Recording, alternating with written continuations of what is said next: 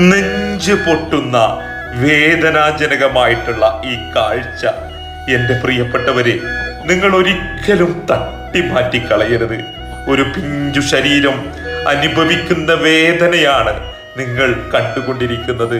ഒന്ന് ഷെയർ ചെയ്യണേ പ്രിയമുള്ളവരെ.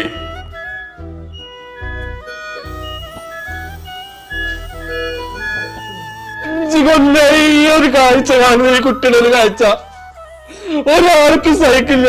നിങ്ങളെന്താ 4 മണിക്കൂർ വന്നിരുന്ന് കണ്ടോളൂ.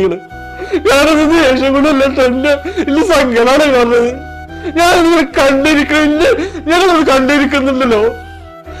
അതൊക്കെ സഹിക്കാൻ ഈ കുട്ടിയുടെ ട്യൂബ് ഒന്ന് എടുത്തിട്ടാലും മൂക്കിന് ട്യൂബ് എടുത്ത് സാധാരണമായി എന്റെ കുട്ടി ഒന്ന് ഇറങ്ങി നടക്കാനും ആഗ്രഹിക്കുന്നുണ്ട്.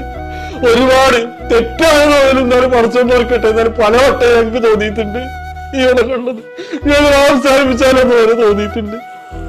കാരണം എന്താ പറയുക, ഒരുപാട് ആൾക്കാരെ പാരിഹാസവും ഒലയാക്കല് ഇതെല്ലാം സഹിച്ചിട്ടാണ് നിങ്ങളോടല്ല ഒന്ന് കഴിഞ്ഞിട്ട് നിവർത്തിയില്ല. കാരണം ഈ ജീവൻ നിലനിർത്തണ്ടേ, തന്നു പോയില്ലേ കുറച്ചു ജീവിക്കല്ല മാർഗങ്ങളോ.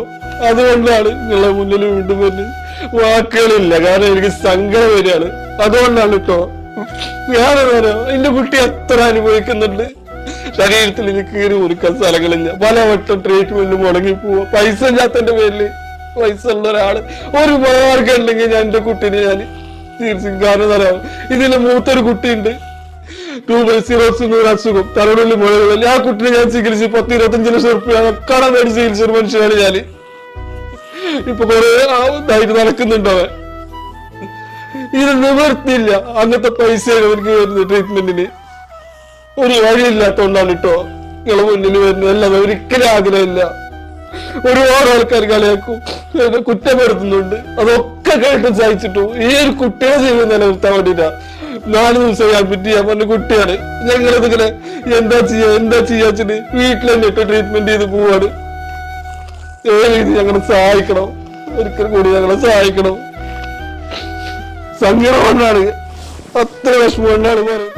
ഒരു മനുഷ്യൻ നമ്മുടെ മുന്നിലേക്ക് ഇത്രമാത്രം യാചിച്ച് വരണമെങ്കിൽ, ഒരു മനുഷ്യന്റെ അഭിമാനം പണയം വെച്ചുകൊണ്ട് പിന്നെയും പൊതുസമൂഹത്തിന്റെ മുന്നിലേക്ക് ഇങ്ങനെ യാചിക്കണമെങ്കിൽ എത്രമാത്രം സങ്കടകരമായ ഒരു അവസ്ഥയായിരിക്കും ഈ പിതാവിനുള്ളത് എന്ന് നിങ്ങൾ ഓരോരുത്തരും മനസ്സിലാക്കണം.